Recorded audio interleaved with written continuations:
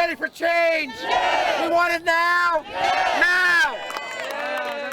Why do we have to stand out here in the country, the land of the free, and beg for something that we deserve? Earlier this week, members of America's fastest growing trade union, the SEIU, gathered outside the Bank of America's New York headquarters to protest against the huge bonuses its executives paid themselves using government bailout money. A situation these struggling workers label as obscene. We deserve to be able to live comfortable like everybody else. You take the taxpayers' money and make sure your house is paid for.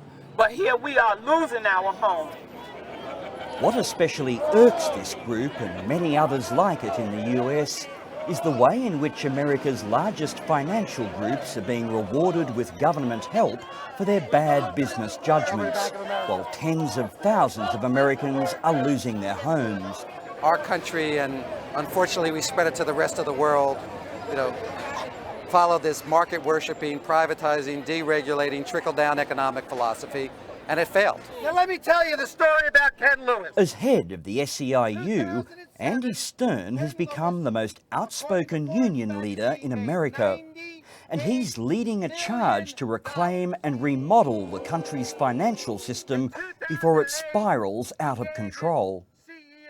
The only way we're going to make change, is by being in the streets, raising our voices, fighting for change, because people don't give out power without a struggle, and we intend to get it back and build a new American and global financial system that takes care of everyone, not just the people at the top.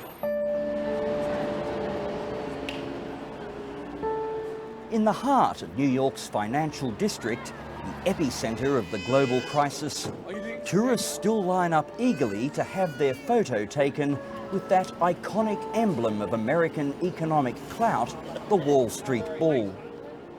But amongst these onlookers, there's at least one who's started to question the faith Americans have in their financial system.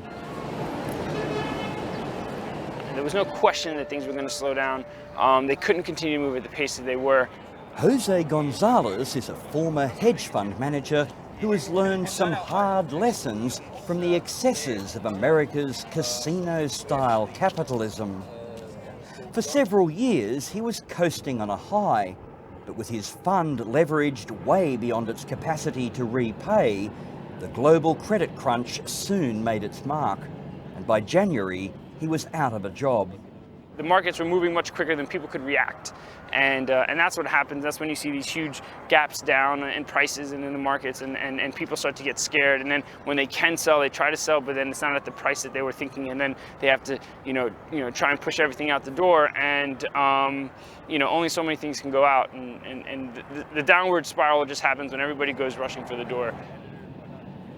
Now, with plenty of time on his hands to reflect on the crash that cut short his highly paid career, Jose is the first to admit that the crisis was brought about by a simple and collective human flaw: greed. Greed on every level. Most of the people will tell you that this whole thing started with the housing and housing issues that happened in the States, and with the easy loans and the packaging of these loans and structuring and then reselling and this, that, and the other. I mean, it was greed on every level. I think most people live outside of their means. And the difference is somebody lives outside their means, but they're making $30,000 a year and feeding a family, or $30 million a year. I mean, in my industry... Jose Gonzalez now meets every week with other New Yorkers who've suddenly found themselves out of work. They call themselves the 405 Club, in reference to the weekly US dole payment of $405. I was a recession casualty as of mid-December, so it's been over 4 months now. And I was supposed to have an interview today, which was canceled a couple Its days members ago. say the 405 Club is the fastest growing alliance in America, formed to provide the country's unemployed with a support network and an outlet to vent their anger at a financial system that let them down. I think it's absurd when a company can publish a loss and be giving bonuses. It shouldn't be rewards for, the damage was only reciprocal, and we had to lay off 100 people to pay your bonus. We all are guilty of this financial crisis. All of us. Your country, my country, all of us wanted something for nothing, and now we're paying the pipe. Not far from the big end of town, James Macklin is also feeling the pinch of the financial crisis. As a director of the Bowery Mission, one of the oldest soup kitchens in New York, he's now catering for the city's rapidly growing number of homeless and destitute residents. We, the people, made some bad mistakes too. Okay? You don't read fine print on your credit card. They send you plastic and you swipe it. Okay? Then later on you find out you're over your head. So we all are to blame, not just the government. We all are to blame for wanting something for nothing. As the effects of the crisis deepen, the demographics of New York's homeless are also beginning to change, with increasing numbers of families seeking help from charities like the Bowery. But not everyone here shares the idea of collective responsibility. Some, like the mission's chaplain, are furious that while those at the bottom rung of society continue to be sidelined, the financial institutions that sparked the crisis have been pulled out of the mess with multi-billion-dollar rescue packages. I think it's outrageous. I think that even our government being a part of so many bailout situations to white-collar people, there's so many issues on this side of the spectrum with mental health, homelessness, addictions, housing. Obviously, if you steal, you connive, if you take stock from holders and all this, society still seems to play a role that we will help you, even though you've done bad. While the US government may have had little choice but to prop up their ailing banking system, many Americans are bitter that billions of their tax dollars have been handed over to the very institutions they hold responsible for the crisis. We cannot trust, people at the top to be looking after our best interest. We cannot trust CEOs to not be greedy and enrich themselves at the expense of their shareholders or their communities. We cannot count on people at the top to be loyal to their country as opposed to their company. And we should also appreciate that people at the top, aren't as smart as they think they are.